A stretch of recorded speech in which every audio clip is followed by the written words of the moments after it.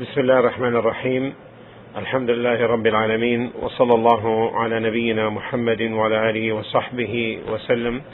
We begin with part number 9 on the subject of the rejectionist Shia, clarifying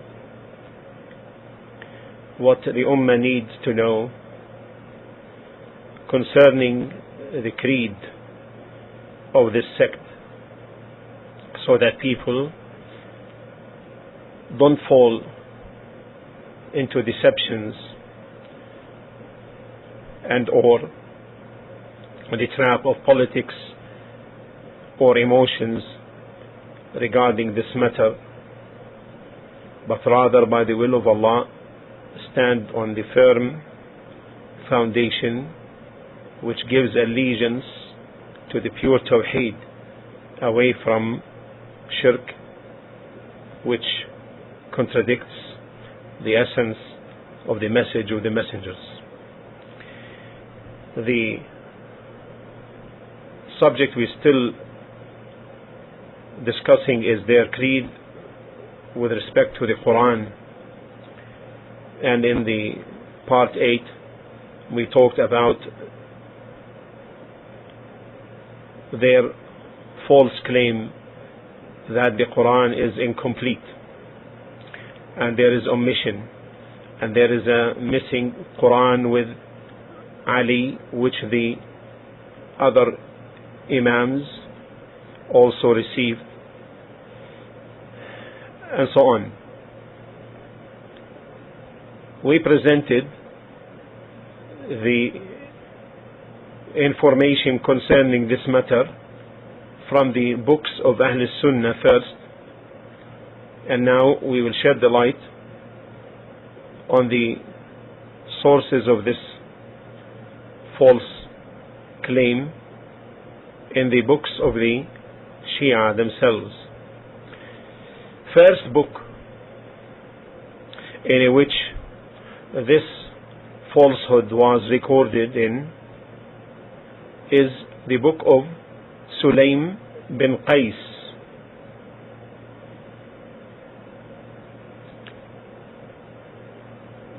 who died in the year 90 after Hijrah.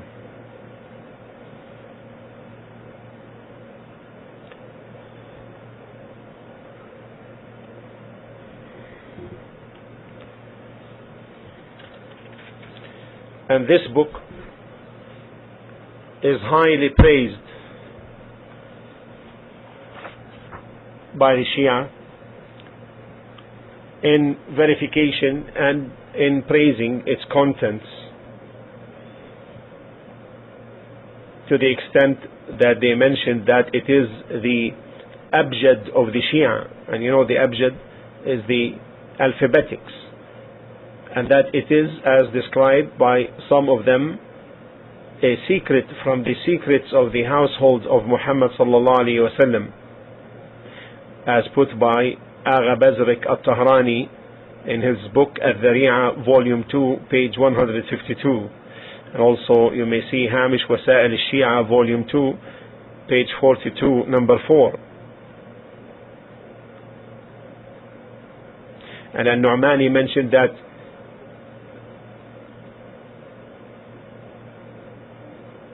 there is no disagreement amongst all the Shia,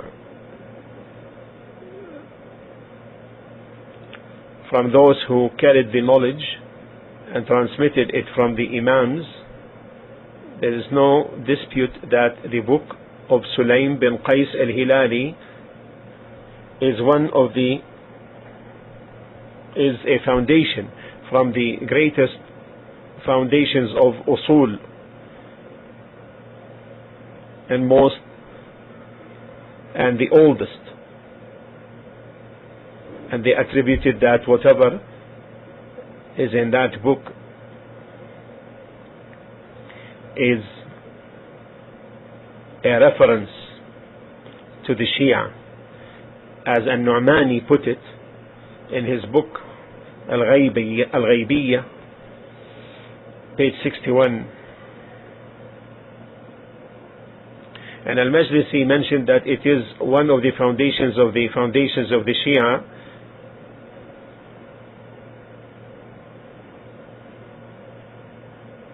And in that he even relates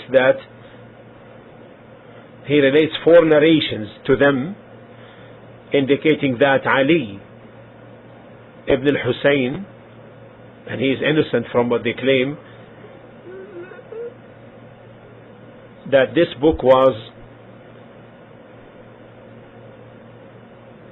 read before him, and that he commented by saying Sadaqa Sulaim, Sulaim spoke the truth, as in Bihar al-Anwar volume 1 page 156 158.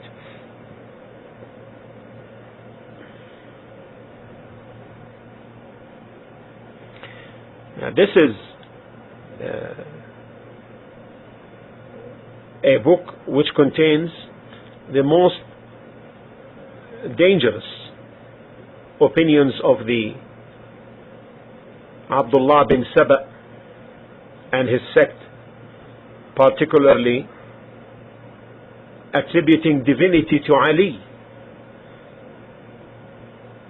and describing him with qualities only fitting to Allah, the Lord of all that exist.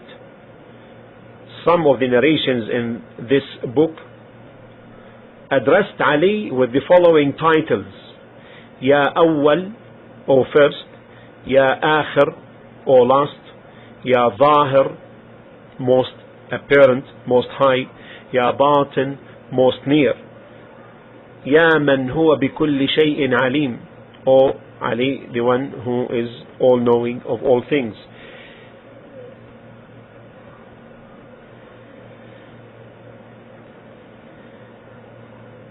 And that this description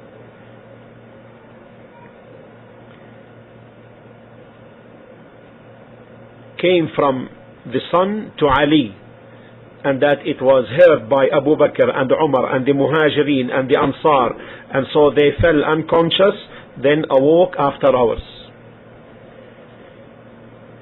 This is in the book of Sulaim bin Qais and Hilali, page 38, print of Al-A'lami, and page 31-32, the print of Al-Najaf.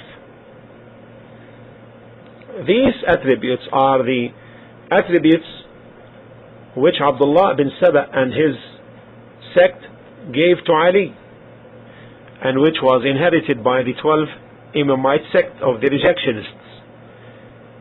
And as we know, these are awsaf, attributes of Allah, as Allah subhanahu wa ta'ala described himself in Surah Al-Hadid, verse 3.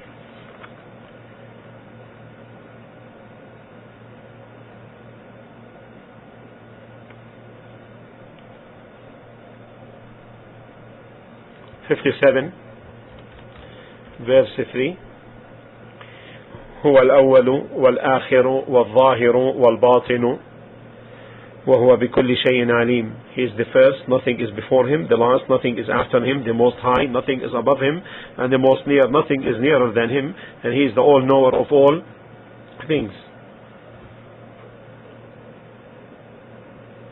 So, to this extent of exaggeration and excessiveness in praising these narrations and attributing it to Ahlul Bayt, even to the household. And these statements also that was uttered or were uttered by the most senior of their shuyukh, and to the extent, as we learned earlier, considered it one of the greatest foundations and greatest secrets of Al-Muhammad, and this is a secret of the Prophet and his family.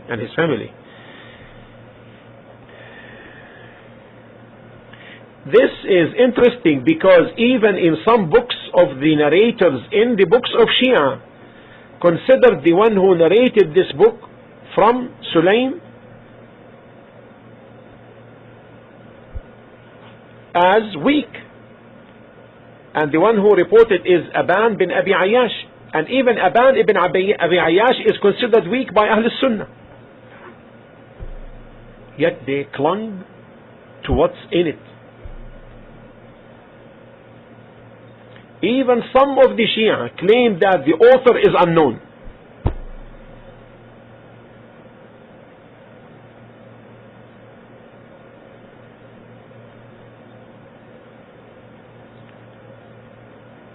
And some of its narrations are problematic, but they say whatever appears to be problematic does not invalidate